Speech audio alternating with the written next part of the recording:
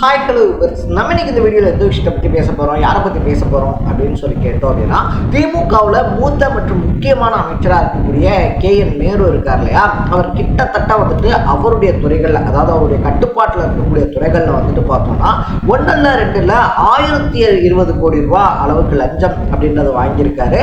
அதை வந்துட்டு பார்த்தோம் அப்படின்னா ஹவாலாவாகவும் வெளிநாடுகள்லையும் பதுக்கி வச்சிருக்காரு அப்படின்னு சொல்லிட்டு கிட்டத்தட்ட 255 பக்கங்களுக்கு வந்துட்டு பார்த்தோம்னா ஒரு அறிக்கையை அமலாக்கத்துறை தமிழ்நாடு DGPக்கு அனுப்பியிருக்கு அப்படின்னு சொல்லலாம். ஸோ அப்படி அனுப்புறதோட மட்டும் இல்லாமல் வந்துட்டு பார்த்தோம்னா உடனடியாக KN நேரு இருக்கார் இல்லையா, அவரை கைது பண்ணியே ஆகணும். அதுக்கு வந்துட்டு இப்போ காவல்துறை அப்படின்றது முதலமைச்சருடைய கட்டுப்பாட்டு கீழே தான் இருக்கு இல்லையா.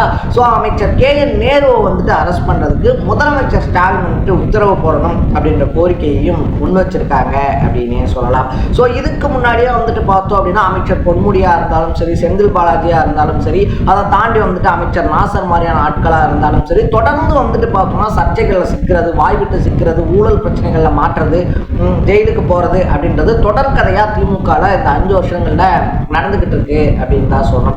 இப்படிப்பட்ட சுச்சுவேஷனில் தான் வந்துட்டு இப்போ சிக்கியிருக்காரு KN நேரு அப்படின்னு சொல்லலாம். ஸோ 1020 கோடி ரூபாய் ஊழல் அப்படின்றது சாத்தியமா, அதை தாண்டி வந்துட்டு பார்த்தோம்னா அந்த ஊழலுக்கு பின்னாடி இருக்கக்கூடிய காரணங்களா அமலாக்கத்துறை சொல்றது என்ன, இதுல இருந்து வெளிவரதுக்கு KN நேருவால முடியுமா அப்படின்ற மாதிரி பல விஷயங்களை தான் நம்ம பேச போறோம்.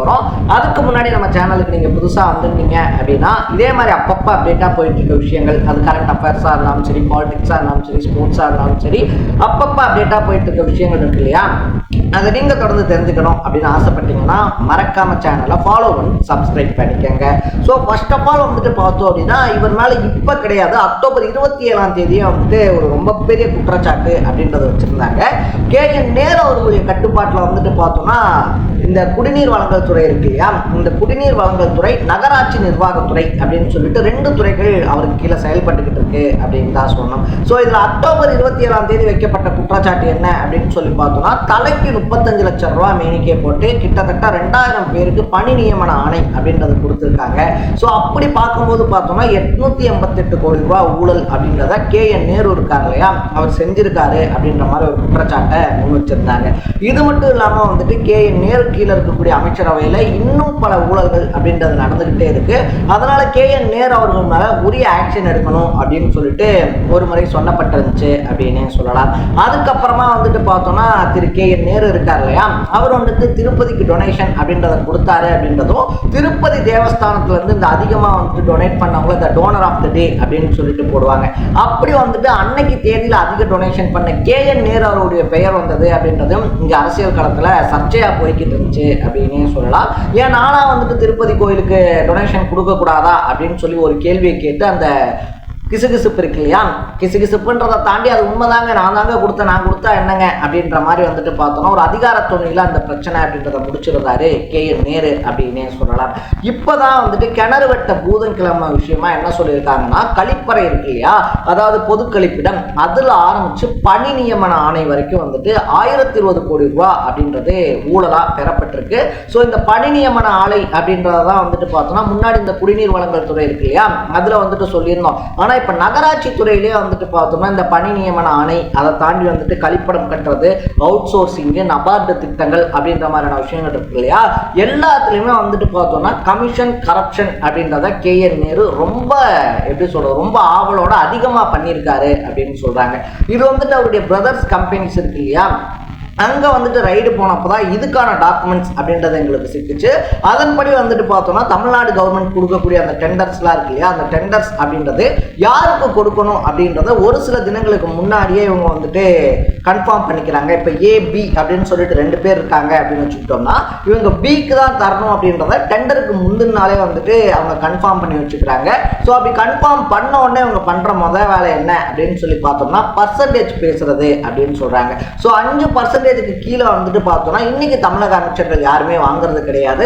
ஆரம்பமே வந்துட்டு 7.5% அப்படின்றதுல தான் ஆரம்பிக்கிறாங்க. ஸோ அப்படி ஆரம்பிச்சு பார்த்தோம் அப்படின்னா 7.5% இருந்து ஒரு 10% அப்படின்றத கொடுத்தாதான் டெண்டர் அவங்களுக்கு தரப்படுது.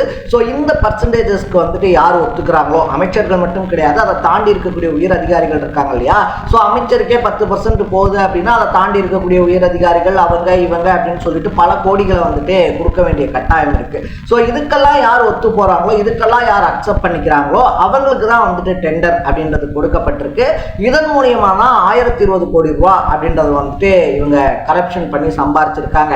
அதுக்கான வாட்ஸ்அப் உரையாடல்கள் அப்படின்னு சொல்லிட்டு பார்த்தோம்னா கிட்டத்தட்ட 300க்கும் மேற்பட்ட போட்டோஸையும் அமலாக்கத்துறை அந்த அறிக்கையோட ஆட் பண்ணியிருக்காங்களாம். ஸோ இவங்களுடைய வாட்ஸ்அப் ஹிஸ்டரியா இருந்தாலும் சரி, வாட்ஸ்அப் மெசேஜ்ல பேசினதா இருந்தாலும் சரி, அதை தாண்டி வந்துட்டு யார் யாருக்கு எங்கெங்க லஞ்சம் வாங்கியிருக்கோ, இப்போ வந்துட்டு அவங்க கொடுக்குறாங்க அப்படின்னா இவங்க வந்துட்டு இந்த தேதியில கொடுத்தாங்க அப்படின்ற மாதிரி அதை இவங்க பதிவு பண்ணி வேற வச்சிருக்காங்க. அதுவும் இப்போ அமலாக்கத்துறை கையில ரொம்ப சிக்கனமா சிக்கியிருக்கு அப்படின்னு வந்துட்டு சொல்லப்படுது. ஸோ இப்போ திண்ணையில இருந்தவனுக்கு திடுக்குன்னு கிடைச்சதான் வாழ்க்கை அப்படின்ற மாதிரி எப்படி இங்க இருக்கக்கூடிய திமுக ஆட்சி, அதை தாண்டி திமுக அமைச்சர்கள் இருக்காங்க இல்லையா, அவங்களை வந்துட்டு எப்படி லாக் பண்றது அப்படின்னு சொல்லி யோசிச்சுட்டு இருந்த பாஜகவுக்கு கையில வெண்ணெய் கிடைச்ச மாதிரி ஒரு சூப்பரான விஷயம் கிடைச்சிருக்கு அப்படின்னு வந்துட்டு சொல்றாங்க. இதை பாஜக டெஃபினட்டா மிஸ் பண்ணாது அப்படின்னு சொல்லப்படுது.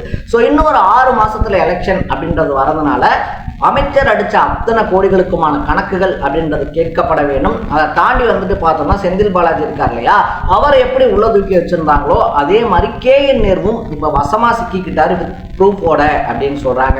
ஸோ இதனால வந்துட்டு பார்த்தோம் அப்படின்னா தமிழக முதலமைச்சராக இருக்கக்கூடிய ஸ்டாலின் இருக்கார் இல்லையா, அவரே நினைச்சாலும் காப்பாற்ற முடியாத அளவுக்கு எக்கச்சக்கமான ப்ரூஃப்ஸ் வந்துட்டு அமலாக்கத்துறை கிட்ட இருக்கு அப்படின்னு சொல்லப்படுது. இதனால எந்த நேரத்தில் வேணாலும் அமலாக்கத்துறையினுடைய விசாரணை வளையம் இருக்கு இல்லையா, அந்த விசாரணை வளையத்துக்குள்ள கேஎன் நேரு கொண்டு வரப்படுறதுக்கான வாய்ப்புகள் இருக்கு அப்படின்னு சொல்றாங்க. ஸோ இத்தனை கோடி ரூபாய் அமைச்சர்களே வந்துட்டு டெண்டர்ல கட்டிங்காகவும் இந்த மாதிரி வந்துட்டு ஊழல் பணமாகவும் வாங்கிட்டா அப்படி கட்டப்படக்கூடிய கட்டடங்கள், பாலங்கள், கழிவறைகள், அதை தாண்டி அவுட் சோர்சிங் இருக்கு இல்லையா, அந்த மாதிரி கட்டப்படக்கூடிய கட்டடங்களுடைய தரம் என்னவா இருக்கும் அப்படின்ற கேள்வியையும் பொதுமக்கள் சமூக ஊடகத்தில் வைக்க ஆரம்பிச்சிருக்காங்க அப்படின்னு சொல்லலாம். ஸோ கேஎன் நேரு அவருடைய விவகாரத்தை பற்றி நீங்கள் என்ன நினைக்கிறீங்க அப்படின்றத கமெண்ட்ல போட்டு இதே மாதிரி அப்பப்போ அப்டேட்டாக போயிட்டு இருக்க விஷயங்கள், அது கரண்ட் அஃபேர்ஸாக இருந்தாலும் சரி, பாலிடிக்ஸாக இருந்தாலும் சரி, ஸ்போர்ட்ஸாக இருந்தாலும் சரி, அப்பப்போ அப்டேட்டாக போயிட்டு இருக்க விஷயங்களை நீங்கள் தொடர்ந்து தெரிஞ்சுக்கணும் அப்படின்னு ஆசைப்பட்டீங்கன்னா மறக்காம சேனலை ஃபாலோ அண்ட் சப்ஸ்கிரைப் பண்ணிக்கோங்க. நாளைக்கு இதே மாதிரி இன்னொரு இன்ட்ரெஸ்டிங்கான வீடியோட சந்திக்கலாம். Bye bye.